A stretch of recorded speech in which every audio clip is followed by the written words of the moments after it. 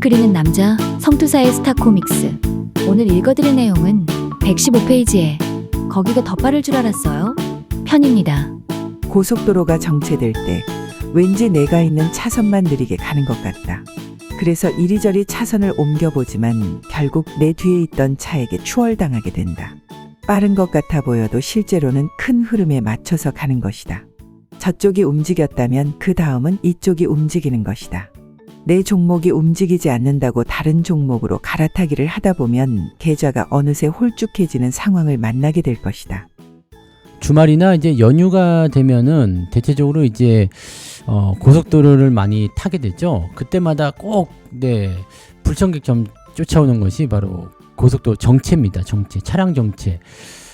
차들이 정말 많아지긴 했어요. 근데 어디 한번 가려고 그러면은 밤중이나 새벽에 가면은 한 30-40분이면 갈 거리를 뭐 2시간씩, 3시간씩 걸리니까 정말 어마어마하죠.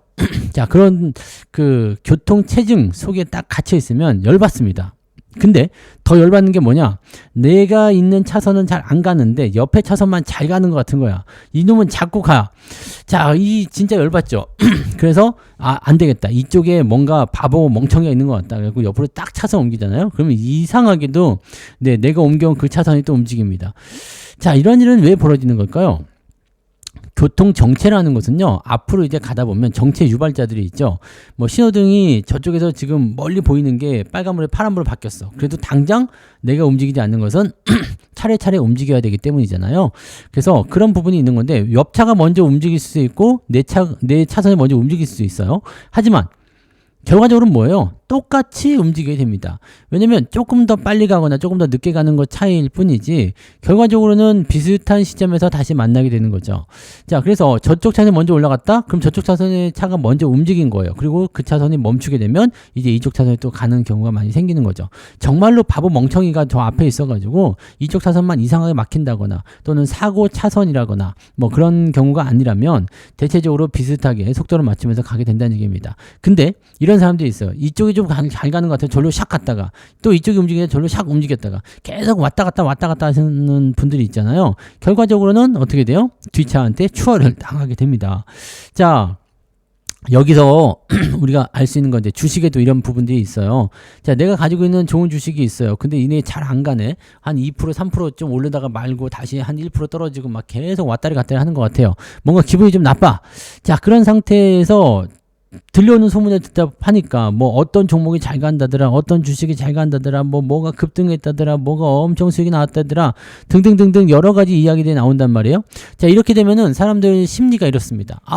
이 주식을 팔아가지고 절로 좀 옮겨가는 것이 맞는 거 아니냐 라는 식으로 얘기를 하게 되는 거죠. 왜 이런 식으로 생각을 하게 되냐면 뭐 당연한 거예요. 수익을 조금 더 빨리 보고자 하는 마음이죠. 조급해지는 거죠.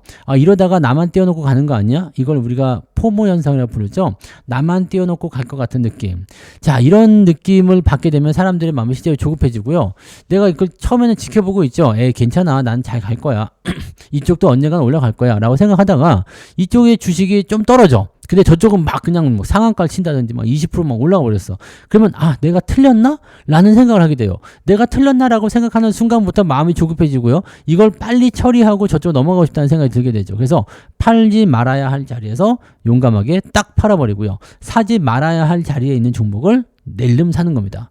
자, 우리가 왜 종목을 매수해서 고통을 받고 있는지 고점에서 매수했기 때문이거든요. 높은 자리에서 매수해가지고 점점 떨어졌기 때문에 지금의 이런 고통을 받고 있는 건데 그것을 또 망각하고 저점 매도를 한 다음에 고점 매수로 들어가 버리는 거죠. 왔다 갔다 해봤자 결과적으로는 주식도 어느 개별주가 올라간다 그러면 대형주가 좀 쉬어요. 근데 대형주가 올라간다 그러면 개별주가 또 쉽니다. 그러면서 자금이 들어왔다 나갔다 순환을 계속 시켜주는 거거든요. 그러니까 만약에 내가 가지고 있는 주식이 잘 안 가. 근데 내가 가지고 있는 주식과 좀 비슷해. 즉 내가 뭐 대형주를 가지고 있다 이거예요. 근데 오늘은 대형주 쪽이 잘 안 움직이는 것 같아. 그러면 나만 안 움직이는 게 아니고 전체가 다 안 움직이는 거다라고 한다면 일단 기다리는 게 맞습니다. 저쪽이 아무리 급등을 하고 아무리 상승 탄력을 세게 가져가더라도 결과적으로 계속 올라갈 수가 없어요. 어느 정도 시점까지 올라가면 조정을 받게 되죠. 그리고 거기서 빠져나온 자금들은 지금 멈춰있는 나의 종목들로 들어오게 된다는 얘기입니다. 그래서 이쪽이 또 올라가게 되면 저쪽 올라갔던 것들이 좀 좀 내려가고요. 그다음에 이게 또 한정 없이 올라갈 수 없으니까 또 조정 받으면 여기서 자금 빠져가지고 다시 쉬고 있는 저쪽으로 또 넘어가고요. 계속 자금이 이런 식으로 돌고 도는 거죠. 내가 이것을 잘 따라갈 수 있다면 매매하시는 건 나쁘지 않습니다. 그런데 이런 매매 잘 못하시는 분들 굉장히 많죠.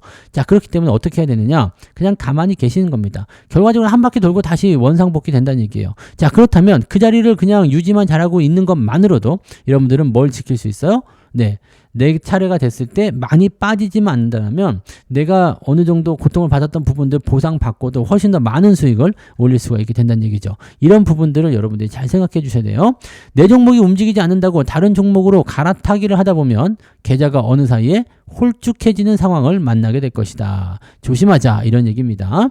자, 공감 댓글 보시면은요, 혹시해서 왔다 갔다 하면 위험해집니다. 그죠?